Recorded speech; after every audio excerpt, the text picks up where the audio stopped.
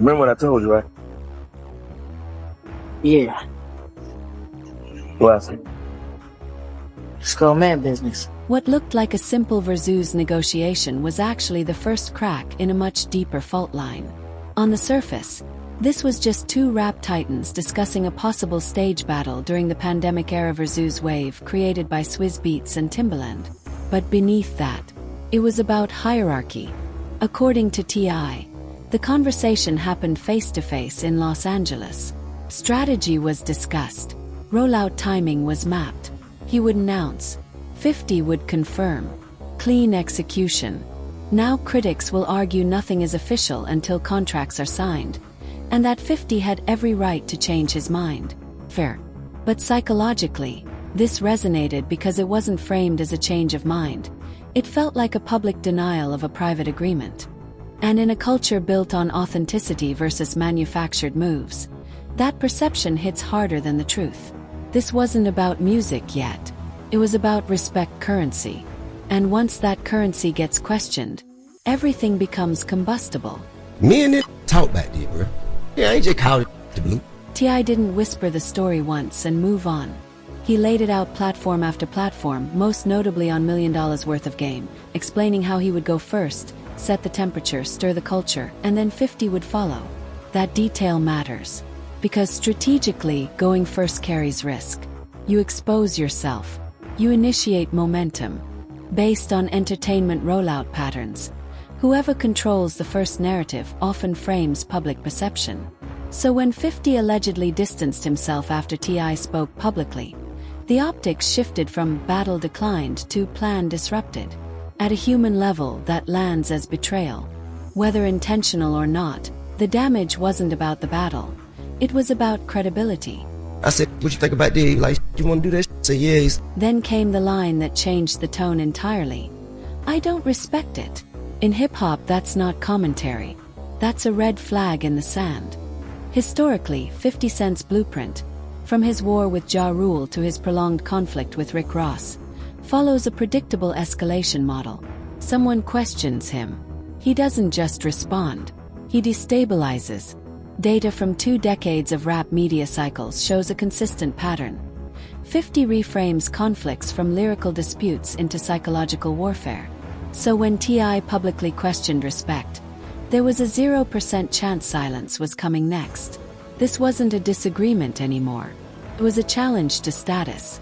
And I told him, I said, well, I'm gonna jump out there first, and then you just gonna jump out there and we'll line it up. And he said, all right. When 50 posted an unflattering image of Tamika "Tiny" Harris, Grammy-winning member of Xscape, the battlefield expanded. This crossed from artist to family. Now critics will argue hip-hop has always been ruthless, that nothing is off-limits in war. But culturally, there has long been an unwritten code. You can attack bars, not wives. That's why this resonated so violently. At a psychological level, attacking family activates tribal instinct, transforms debate into defense mode. And once that switch flips, rational strategy disappears.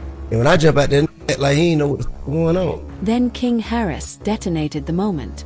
Instead of calculated bars, he chose raw emotion. He invoked 50's late mother, Sabrina Jackson, a wound from Curtis Jackson's childhood that predates fame, money, and power. This wasn't just disrespect. It was a strike at origin trauma. The internet split instantly. Some saw a son defending his mother. Primal loyalty, no hesitation. Others saw a moral boundary shattered.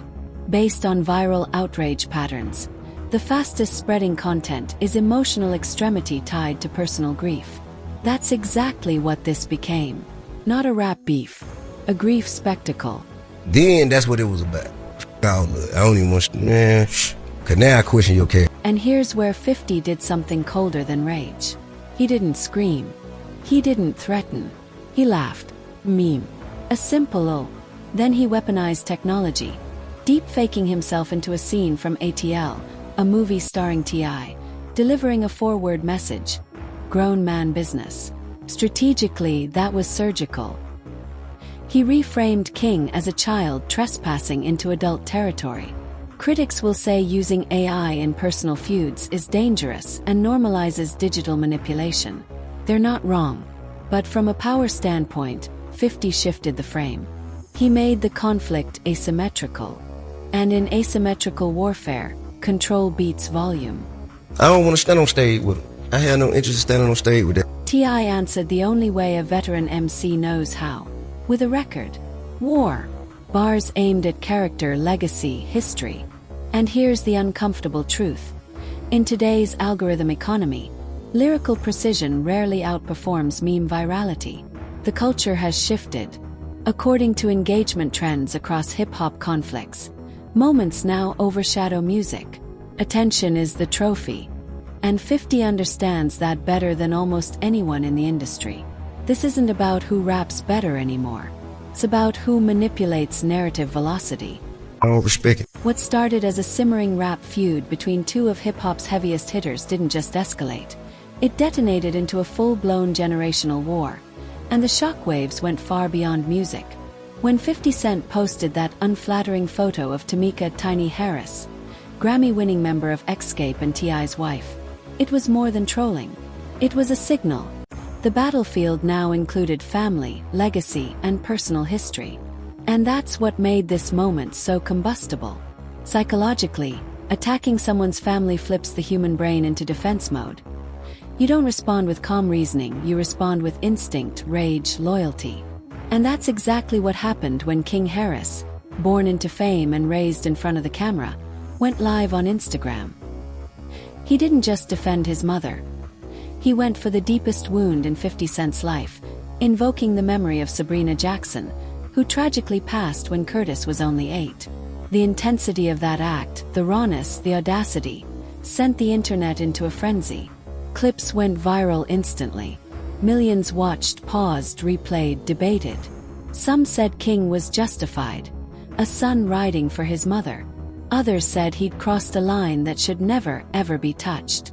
And that split perfectly illustrates the new reality of conflict in the digital age.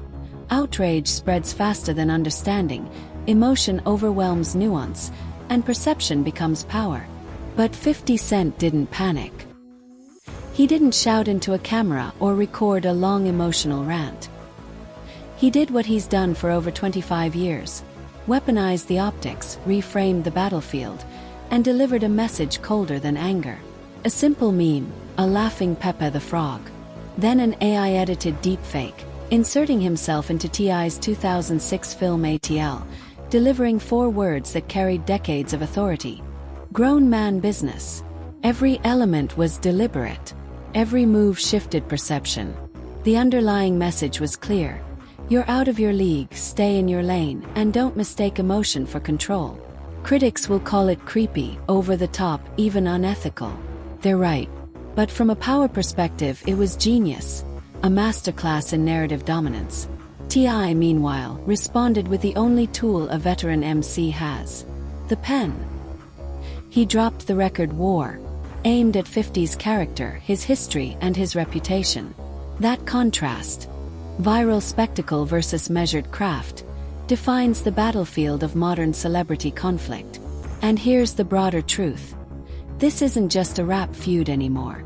It's a case study in the collision between legacy and virality, family and fandom, art and algorithm. In today's world, attention is the ultimate currency. Every post, every meme, every viral clip is a weapon. And the consequences are unavoidable. When trauma, ego, and technology collide in public view, there's no line, no safe space, no guaranteed victory.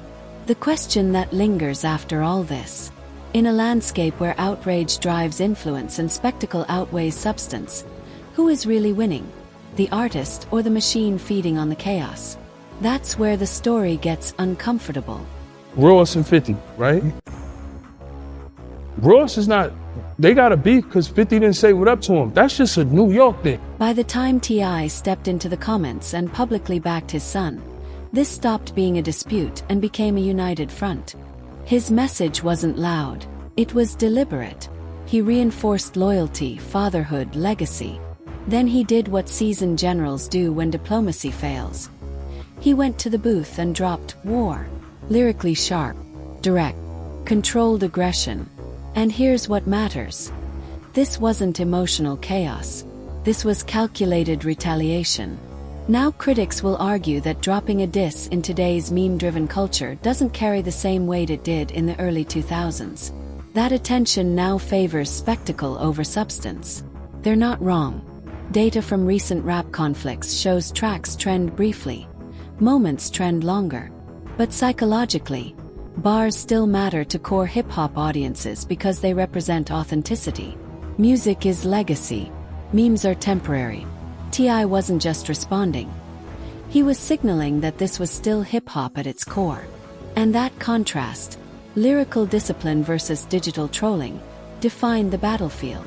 Technical fouls on everybody, okay? Like, how did we get here from a versus battle? What makes this situation volatile isn't just the insults. It's the generational collision. You have 50 Cent, who built his empire on relentless escalation, understanding media manipulation before social media even matured. Then you have King Harris, raised in the algorithm era, instinctively reacting in real time, broadcasting raw emotion without a filter. According to social behavior studies around online conflict, younger participants escalate faster because the platform rewards immediacy, not restraint. That's exactly what we witnessed.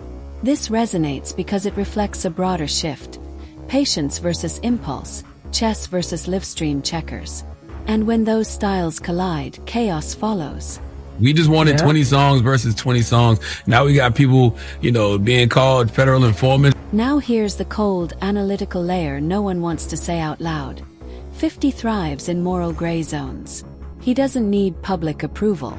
He needs engagement. Historically, every major conflict he's been involved in increased his visibility. From industry blacklists to business pivots into television and film, controversy has been rocket fuel. Based on media trajectory patterns, outrage often extends relevance more effectively than praise.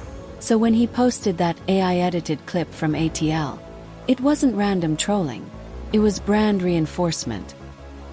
He positioned himself as unbothered, above the noise, strategically amused. That framing psychologically undermines opponents because anger looks reactive. Laughter looks dominant.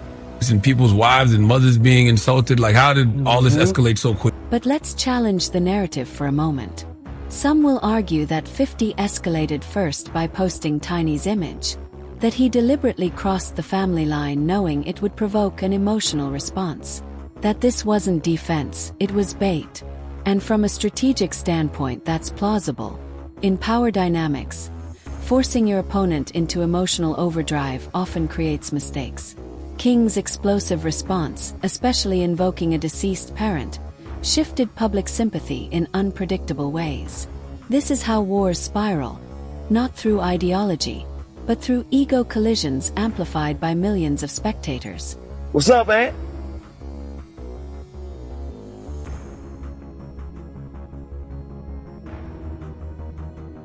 I ain't heard from you in a while. What's fascinating is how fast this moved from private tension to global spectacle. Within hours, commentary channels, blogs, and reaction pages dissected every word, every post, every meme. According to digital engagement trends, controversy involving family members generates nearly double the interaction rate compared to standard artist feuds. Why? Because at a human level, family triggers empathy and tribal instincts. People project themselves into the situation. They imagine their own mother, their own son. That emotional mirroring is what fuels virality. And once virality kicks in, the original issue becomes irrelevant. Remember what I told you, right? Yeah, What? it's called man business. At this point, you might think the storm was about to pass, that the dust would settle after 50 Cent's post, the AI meme, and King Harris's explosive live. But that's not how this plays out when legacy and family collide. T.I stepped into the arena exactly like a veteran MC would. Calm, calculated, and deadly precise. He slid into the comments under 50's post about Tiny, stringing words together that painted a vivid picture of loyalty, protection, and authority. Every sentence reinforced one truth. He was riding for his son, his wife, and his family, no questions asked. Then he went public, posting on Instagram stories to back King completely, framing his son not as a reckless kid, but as a young man defending what's sacred. And T.I. didn't stop there. Because when smoke hits, a true MC hits back where it matters most, the studio. He went to the lab and dropped a record called War. Every bar was sharp, surgical, and aimed at 50's character, his history and his reputation. It wasn't just reaction, it was strategy. He reminded the culture why he's a heavyweight with over 20 years in the game. Psychologically, this move served multiple purposes. It protected his family, reclaimed respect, and asserted that no meme, AI trick, or viral stunt could ever replace craft, authority, or legacy. At a human level, listeners could feel the weight of experience in every line. The same experience that turns raw anger into disciplined impact. And that's the lesson here. In this battlefield of ego, technology, and family, it's not the loudest who wins. It's the one who combines emotion with strategy, heart with craft. And in that respect, T.I. reminded everyone watching exactly who still commands the narrative. Boom! Ooh, got your ass. Scary as hell. And here's the undeniable truth. Whatever you think about T.I. personally, whatever you think about his choices outside the booth, the moment he picks up a pen, he reminds the world why he's still in this game over 20 years deep. War wasn't just a response. It was a statement of precision, strategy, and legacy.